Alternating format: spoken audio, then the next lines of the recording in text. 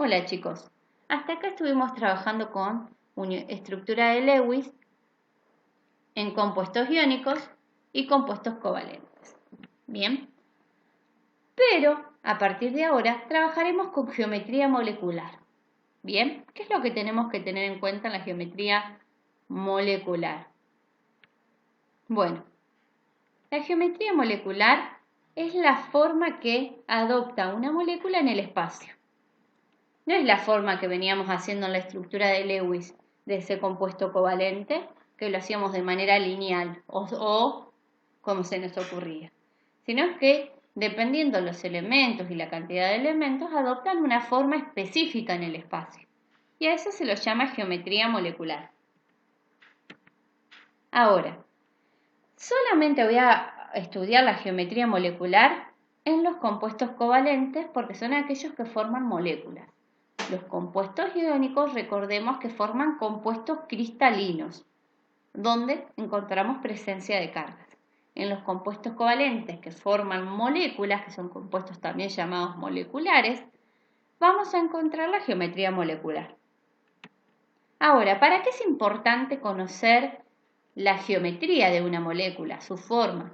Bueno, porque de esta manera yo voy a poder identificar si es polar o no polar la molécula. Y junto con el conocimiento de las fuerzas que intervienen en la unión entre moléculas, voy a poder conocer propiedades muy importantes para el laboratorio, como los puntos de fusión y ebullición, como la solubilidad, que tiene que ver con la afinidad, con qué compuesto tiene afinidad para poder disolverse en ese compuesto, por ejemplo, en agua o en solventes orgánicos. Y también me va a ayudar a conocer las características químicas. Ahora, según la geometría de las moléculas, yo les había dicho que se podían identificar si eran polares o no. Bien, gracias a eso yo puedo también conocer qué fuerzas de atracción intervienen. Bueno, ahora, ¿cómo se determina que una molécula es polar o no polar? Conociendo su geometría, perfecto. Pero en compuestos diatómicos o diatómicos, solamente tengo que conocer la electronegatividad. Es más fácil, cuando yo tengo una molécula formada por solamente dos átomos, voy a poder identificar fácilmente si es polar o no polar, sin saber la geometría. ¿Bien?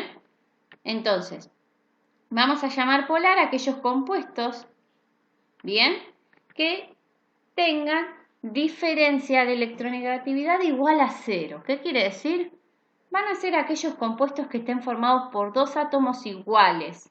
Por ejemplo, la molécula de cloro 2.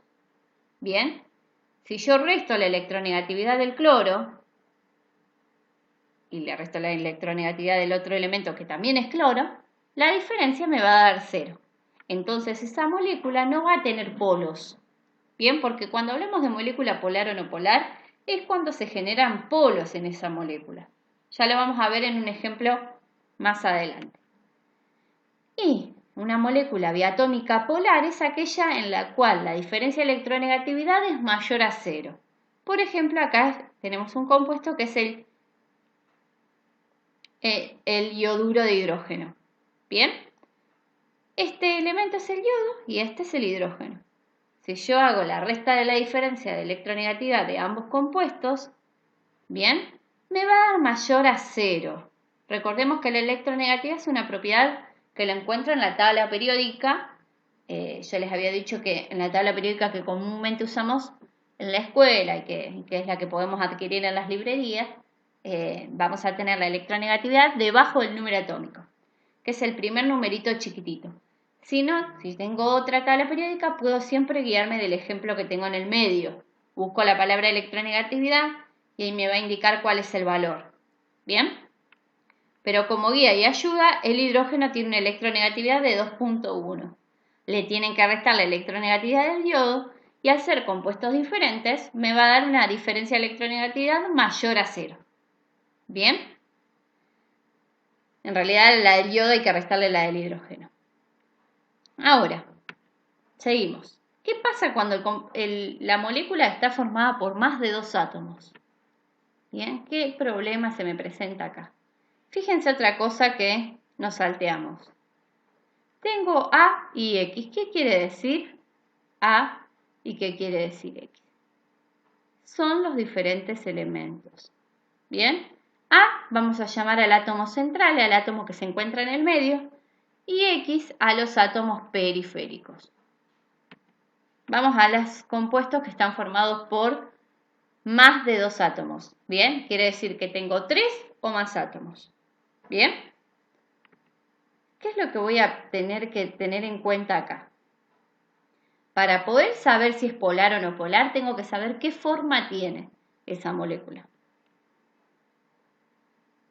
Bueno, entonces, van a ser polares todas las moléculas cuyo momento dipolar es distinto a 0. ¿Qué quiere decir esto? Ya me agregó otra palabra nueva, dirán ustedes. Momento dipolar. Bueno, el momento dipolar se hace justamente a partir de una sumatoria de fuerzas. Bien, pero que ya lo vamos a ver. A va a ser el átomo central, como ya les dije y me adelanté. X van a ser los átomos periféricos. Bien, ahora vamos con la fórmula molecular. Vamos a tener la molécula cuyo átomo central no tiene electrones libres, que ahora lo vamos a ver en un ejemplo del simulador, no tiene electrones libres, y también vamos a tener las moléculas cuyo átomo central tiene electrones libres. Bien, las moléculas que en el átomo del medio, a ese llamamos central, el átomo del medio, no tiene electrones libres, generalmente son no polares. Y son aquellas que se llaman lineales, triangular y tetraédrica. Bien, que ya vamos a verlo. Esto les va a quedar a modo de resumen también. Y las que tienen, el átomo central tiene electrones libres, son aquellas que las vamos a llamar angular y piramidal. Ahora, quiero que presten atención en lo siguiente. Cuando yo tengo AX2, quiere decir que tengo un átomo central y 2 átomos periféricos que rodean el átomo central, unidos al átomo central. ¿Bien? Quiere decir que en total tengo 3 átomos. Y cuando tengo una molécula formada por 3 átomos, solamente voy a poder tener o geometría lineal o geometría angular. Bien, que vamos a ver que dentro del angular hay 2 posibilidades dependiendo de la cantidad de electrones libres. AX3, ¿qué quiere decir? Que tengo un átomo central y 3 periféricos alrededor del central. Bien, o sea que en total la molécula tiene 4 átomos. Cuando la molécula tiene 4 átomos, se llama triangular, puede ser triangular o también puede ser piramidal. Y después ya tengo el caso con más átomos que ya van a ser siempre no polares, donde A es el periférico y alrededor tengo 4 o más átomos. Bien, nosotros vemos hasta la tetraédrica, ustedes más adelante van a ver en otros años, van a ver otras opciones. Bien, pero la tetraédrica es no polar. Ya van a ver que acá, en las moléculas polares, no tengo esa opción. Lo máximo de átomos que tengo son 4. Bueno, miren acá vamos con un ejemplo y el ejemplo que se les tiene que grabar para siempre. La molécula del agua. Todos los compuestos que sean polares van a ser solubles en agua. ¿Por qué? Porque el agua es polar. Y grábense esto en la cabeza. Lo semejante disuelve a lo semejante. Es decir que para que una sustancia pueda disolverse en otra, tienen que tener afinidad. La afinidad que se la da, que sean polares. Bien, entonces, veamos y analicemos el caso de la molécula del agua. Tenemos un átomo central que es el oxígeno y los 2 átomos de hidrógeno. Bien, acá, como estuvimos trabajando hasta el momento, la molécula del agua comparte un electrón del hidrógeno con el oxígeno y acá lo mismo, comparte un electrón de hidrógeno y oxígeno. Bien, pero si bien comparten los electrones, hay un elemento que es más electronegativo, que es el oxígeno, tiene más fuerza, bien, bastante más fuerza que el hidrógeno. Entonces, ¿qué hace?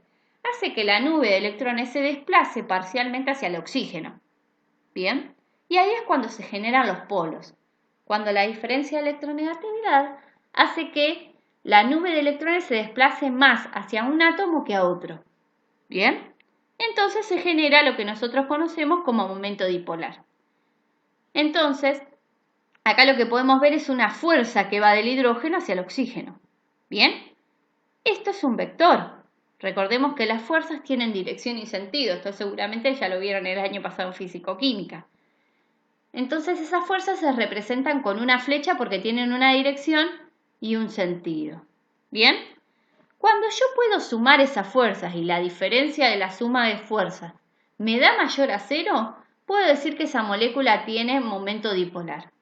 Bien, acá tenemos la suma de los vectores de las fuerzas y puedo obtener una resultante de esa fuerza. Bien, al obtener una resultante, yo obtengo un momento dipolar y eso me está indicando que la molécula es polar. Bien, entonces tenemos el ejemplo del agua de una molécula polar que tiene 3 átomos. ¿Qué particularidad tiene el oxígeno? El oxígeno, si nosotros ahora vamos a ver un ejemplo donde tiene con el simulador, el oxígeno está en el grupo 6 y comparte un electrón con el hidrógeno y otro con otro hidrógeno. Y le van a quedar pares de electrones acá libres que no forman parte de una unión química. Esos pares de electrones libres ocupan un espacio y hacen que los átomos de hidrógeno se desplacen hacia abajo. Por eso tiene esa forma. ¿Bien? Por eso tiene esta forma la molécula del agua y permite que tenga momento dipolar. El átomo central tiene electrones libres. ¿Bien? Ahora vamos al ejemplo de la molécula del dióxido de carbono. ¿Bien? ¿Qué es lo que tenemos acá? Tenemos un átomo central que es el carbono y 2 átomos periféricos que son el oxígeno. Si comparamos, el átomo central tiene 4 electrones, está en el grupo 4A de la tabla periódica. Entonces tiene 4 electrones que los comparte, 2 comparte con un átomo de oxígeno y 2 más con otro átomo de oxígeno. Si hacemos la diferencia de electronegatividad, lo que vamos a ver es que el oxígeno es más electronegativo, así que la nube de electrones se desplaza hacia el oxígeno. Pero, si bien se desplaza, los vectores a ir en sentido contrarios, bien, lo que va a pasar es que las fuerzas se anulen porque son de la misma intensidad, pero van en sentidos opuestos. Entonces se anulan y el momento dipolar de esta molécula es igual a 0, o sea que la molécula es no polar. Ahora, a modo grande de conclusión, podemos ver que el átomo central no tiene electrones libres. Entonces, al no tener electrones libres, la molécula es no polar. Bien, pero ¿por qué es no polar? Porque la forma que va a adoptar esa molécula hace que no se genere el momento dipolar. Bien, pero a manera general podemos decir que los átomos centrales que tienen electrones libres son aquellos que van a ser polares. Ahora lo retomamos un poquitito. Esto que les acabo de poner acá es un resumen. Fíjense, AX2. Esto es una molécula que está formada por 3 átomos, un átomo central y 2 periféricos. ¿Bien? ¿Cuáles van a ser las 3 posibles formas que tenga?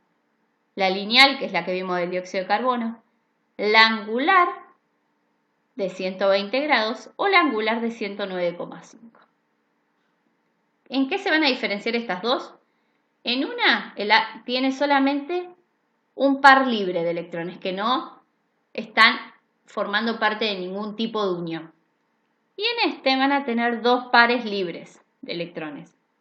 Entonces el ángulo de separación es mayor, porque la fuerza que generan esos electrones libres es mayor. Todo esto que yo les estoy hablando de electrones libres es una teoría muy importante en química que se llama teoría de repulsión de pares de electrones de valencia. Bien, más conocida como TREPED. Nosotros, ¿no?, trabajamos todos los postulados de TREPED, pero es importante que tengan en cuenta que la geometría molecular se basa justamente en estos postulados que yo les estoy mencionando, que son justamente de la teoría de repulsión.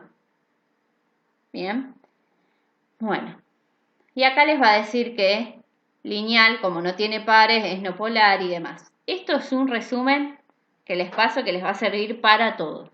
Úsenlo para la actividad, guíense. Bueno, y acá fíjense que hasta les da ejemplos y demás. Pero bueno, ahora, vamos a ir a un ejemplo. Vamos a ir a un simulador. Les puse el link de un simulador. Lo que ustedes tienen que hacer es hacer clic y los va a llevar al simulador para que practiquen. El viernes igual en la clase lo vamos a ver también. ¿Bien? Bueno, esperen que cargue. Vamos a moléculas reales, modelos no. Bien, miren, hola, nos encontramos con la molécula del agua. Tenemos